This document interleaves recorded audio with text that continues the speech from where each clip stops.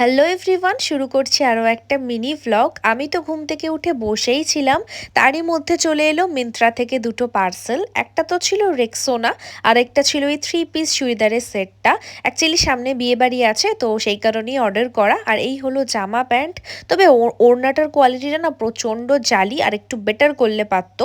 আর এদিকে না আজকে আমার লাঞ্চে ভাত খেতে একদম ইচ্ছা করছিল না, তাই কি মরতে যে বারবিকিউ নেশন থেকে এই মিল বক্সটা অর্ডার করেছিলাম। আমার মনে হয় আমার 560 টাকা যদি হারিয়ে যেত তাহলেও এত গায়ে লাগতো না। যেরকম কোয়ালিটি সেরকম কোয়ান্টিটি, এটাতে একটা বাচ্চারও পেট ভরবে না। আর খেতে ডাস্টবিন থেকে না গু গু তুলে দিয়েছে, আমি জানি না, লিটারালি এত জঘন্য। বিরিয়ানির চিকেন তো মনে হয় চিবিয়ে রস খেয়ে নিলেও এতটা ছিবড়া হয় না। প্রচণ্ড বাজে। আমি তো আলটিমেটলি খেতেই পারিনি, মুড পুরো খারাপ হয়ে গেল। তারপর কি করব, রিকের সাথে একটু বেরোলাম, দেন কফি স্যান্ডউইচ খেয়ে মুডটা ভালো করলাম। আর লস্যি খেতে খেতে